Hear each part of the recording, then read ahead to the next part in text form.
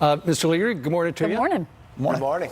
Got a question for you. Earlier, we were talking about the census showdown. You know, the Supreme Court came out and said that the argument that the administration made was incorrect. And I was quoting the Attorney General, Mr. Barr, yesterday, and I think this got confused by somebody. Mr. Barr agrees with the president. The Supreme Court decision was wrong, and Mr. Barr sees a way to get the question on the census. How important is it, for your point of view, to do that? Well, it's not just my point of view, but you got to think of it as Americans as a whole. You only do this once every 10 years. It's been on the form, especially the long form, up until President Obama took it off. So it is the one time you can ask the question and see who is in this country and ask all the different questions. You can't go do this next year or the other. That's why it's so critical to get this done now, because they are printing it as we speak. And so from that perspective, the Supreme Court did not say you could not do it, and the president has the right to do it, and I'm very interested in seeing what the Attorney General is able to say in the next day or two, because the time is critical. Well, Mr. Leader, your colleague on the other, I mixed up my words. Your colleague on the other side of the aisle, the Speaker of the House, says no. The reason the president wants to do this is to make America white again. That is so untrue. Just look at what this president's been able to achieve for all Americans through this economy. There's more African Americans working, more Hispanics and others. The president is focused on all of America, and I think that's really the instance of why he's looking at this as well. Okay, Biden, Bernie Sanders, Mayor Buttigieg, and Beto O'Rourke have all said that they want the minimum wage to be raised to $15 an hour. But there was a CBO report that just came out on the effects of increasing the minimum wage, and it says there is about a 2/3 chance that the change in employment would lie between about 0 and a reduction of 3.7 million workers. So a lot of people would be laid off because small businesses cannot afford this. What's your reaction? Well, not only are the Democrats trying to overturn the 2016 election, they're trying to overturn all this economic gain we have been able to achieve.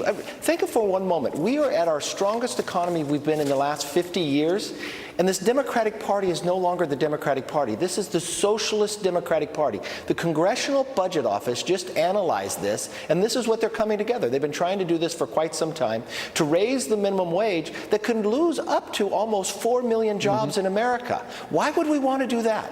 Don't we want to make sure small businesses are able to grow? I started my first small business when I was 20 years old. 3 things I've learned. I was the first to work, I was the last to leave, and I was the last to be paid. But I was bringing new jobs up. We want to have that opportunity. We want to make America continue to grow that way. But the Democrats continue to move towards this socialism that is going to destroy this country.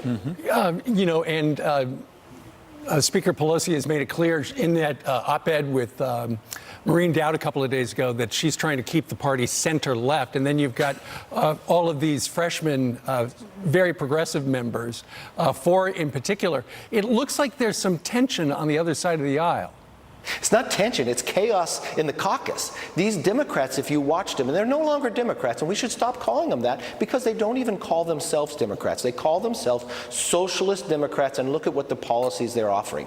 This whole debate in the next presidential election is going to be about control versus freedom, socialism versus freedom. Before we left, before the 4th of July, you watched a vote in the Senate about the border supplemental, the funding for the kids.